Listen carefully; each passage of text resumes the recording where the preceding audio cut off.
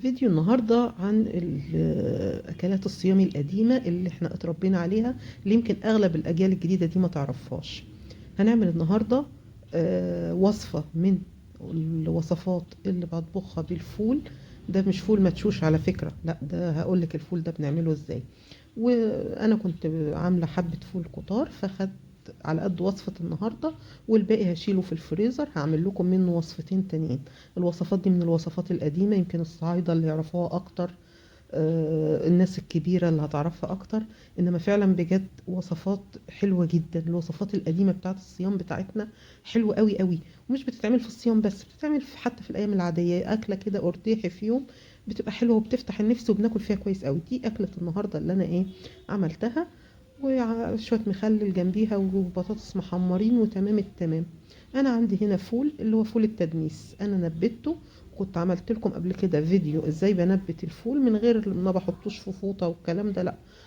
هوريكي طريقتي في تنبيت الفول في صندوق الوصفه، انزل لك اللينك بتاع الفيديو ده. انا نبت الفول ده، وهبتدي ان انا طبعا انا بنبت الكميه اللي هتكفيني، نص كيلو كيلو على حسب. شوفي اسرتك بتحتاج قد ايه، وطول فتره الصيام هتكفيكي. انا مش بستهلك منه كتير، فهو ده تقريبا كان نص كيلو بس مش اكتر. نبته. بعد كده ببتدي ان انا اقشره وافتح الفوله نصين. طبعا عارفين ان الفول ده بيبقى فلقتين، اروح مفصصاها الكميه كلها كده، اقشر وبعدين افصصها، اقشر وافصصها. كل الكميه بتاعتي اعملها بالطريقه دي، وبعد كده اروح شطفاه كده شطفه كويسه وانشفه من الميه خالص، عشان الجزء اللي هشيله في الفريزر ما يبقاش فيه اي ميه. ده كده الكميه بتاعتي، وبجيب الاكياس وابتدي ان انا هشيل الزياده عن حاجتي، احطه في اكياس واشيله في الفريزر. وان شاء الله هبقى اطلعه واعمل معاكم وصفات بيه. وصفه النهارده بقى عندي هنا حله على النار، هحط فيها بطل الصيام بتاعنا هو الزيت. انا بستخدم دايما زيت عباد. بعد كده هنزل هنا دي راس توم تقريبا. انا بقشرها وبقطعها بالسكينة، بتبقى اطعم في الوصفة دي، اطعم من اللي هي المهروس. هحمرها. بعد كده هنزل عليها بالطماطم، عصير طماطم. هسيبها تتسبك شوية. هنا هنزل عليها بواحدة مرقة خضروات، لو انتي مش حابة خلاص ما تحطيش براحتك. وهحط معاها كمان كمون، انا ما بحطش اكتر من كده في الوصفة دي. هي البهارات بتاعتي هي الكمون بس. هقلبهم مع بعض كويس واسيبها تتسبك.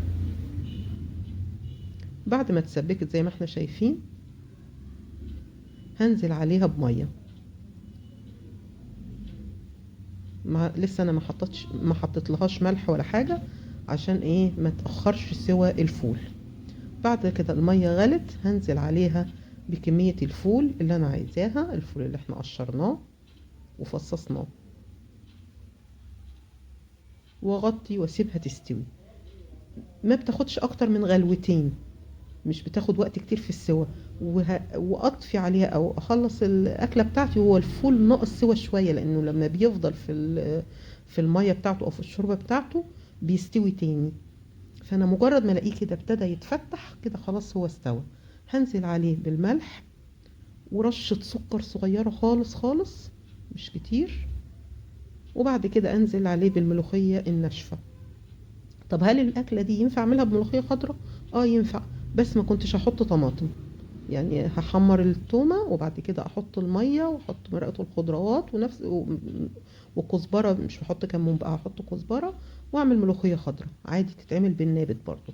الملوخية الناشفة بالنابت بتبقى حلوة جدا. انا بحبها خفيفة، ما بحبهاش تقيلة قوي. اظبط كده القوام بتاعها، وسيبيها تغلي غلوتين. الملوخية الناشفة عادي تغلي، مش هيحصل حاجة، مش زي الملوخية الخضراء. وبعد كده اغرفها واعمل جنبيها، عملت جنبيها حبة فلفل وشوية